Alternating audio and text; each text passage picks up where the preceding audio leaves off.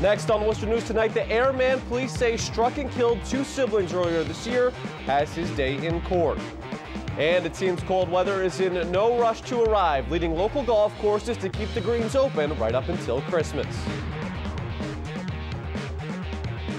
Good evening. Thanks for joining us. I'm Tim McCone. We begin tonight in Sutton, where a civil suit has been filed against the chief of police by one of his own officers. Officer Christopher Green's attorney Brian Burke tells us the 18-page complaint against Chief Dennis Towle was filed after a number of incidents. Among those complaints, Officer Green describes an illegal ticket quota system and unequally enforcing of rules within the department. The suit was filed earlier this month. The response to that suit is due by the end of the month. Hubbardston's former tax collector pleaded not guilty Wednesday to embezzling charges. Cynthia Washburn-Doan allegedly embezzled more than $500,000 from the town over a 10-year period beginning in 2004. She resigned from her position from the town back in 2014. She pleaded not guilty Wednesday to the charges. A pretrial hearing is set for February 8th. An airman indicted on drunk driving charges in a crash that killed 2 people appears in court today.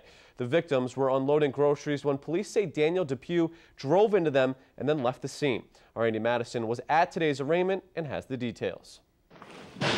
Appearing in Worcester Superior Court more than 2 months after a crash killed George Burdick and his sister Gina. How do you plead, guilty or not guilty? Not guilty. Daniel Depew pleaded not guilty to the charges against him.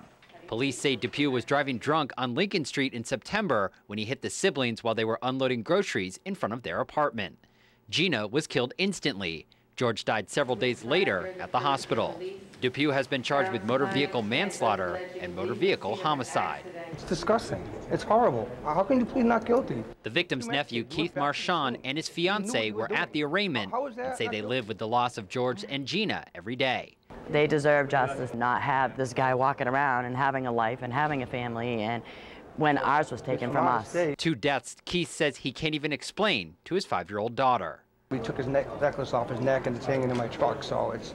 But she'll look at it and say, oh, Uncle George is in heaven. Like, that's all she knows. She doesn't understand. This isn't the first time Depew has been arrested for driving drunk, something Marchand hopes is taken into account as they call for the maximum penalty. They say it's especially tough not having George and Gina to celebrate the holidays with. It's not a typical, you know, DUI. This guy did a lot of damage to a lot of people. Andy Madison, Worcester News Tonight. Worcester police say they've arrested 2 people wanted for murder. 33-year-old Henry Luna and 36-year-old Jessica Aponte Arresto were arrested this morning at this apartment on Everett Gaylord Boulevard. They were wanted in connection to a murder earlier in November in Puerto Rico. In Barry, the labor union representing the town's police officers is calling for the police chief's removal. According to the Telegram, it comes after the officer unanimously voted no confidence in him. Just last month, the Board of Selectmen voted not to renew Chief Eric Demetropoulos' contract when it expires in June. However, the union calling for his removal has not provided any specifics as to what the chief may have done. Police in Shirley say they've identified 2 juveniles in connection with a series of thefts around town. Several Christmas cards and packages had been reported stolen. They've since been recovered. Over the past week, we were able to identify 2 suspects, juveniles, that had admitted to committing the crimes. We were able to retrieve a lot of the stolen property, and what we're trying to do now is identify the owners and return that property so they can have it in time for Christmas. A Warren man is facing charges after police say they found more than 100 unlicensed and unsecured guns in his home. Police found the weapons while executing a search warrant this week at the home of 45-year-old Daniel Peristier, who allegedly made threats of a concerning nature.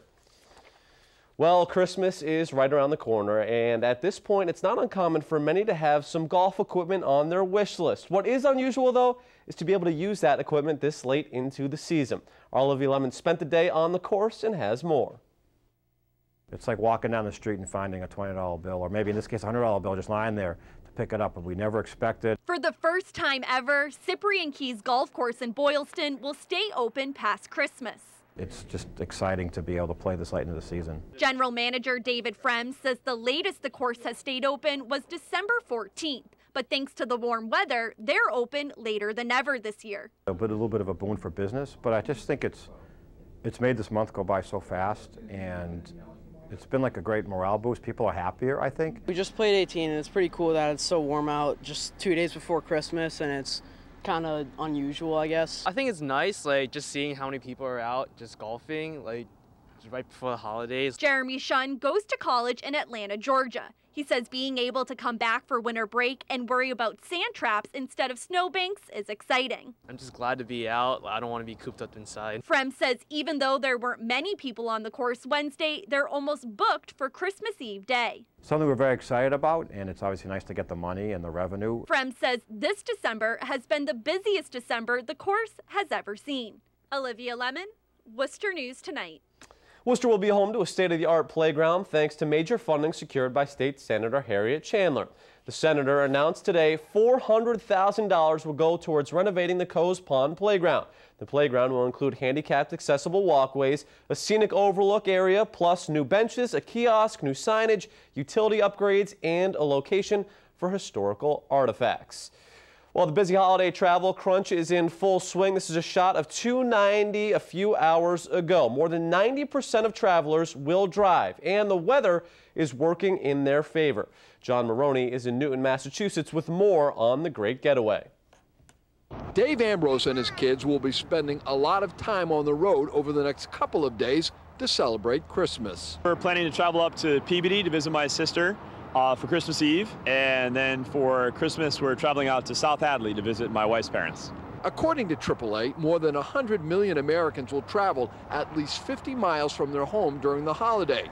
90% will drive, given the low price of gas. Even so, some people do plan to fly. It's very light today. For some reason, it's not heavy at all today. I don't know why, but... At Logan, the crowd has come and gone in spurts. Today is the busiest day of travel during the holiday period at the airport. In general, air travel this Christmas is up slightly over last year. I find it a little easier to get to the airport. I don't think it's as busy as the Thanksgiving.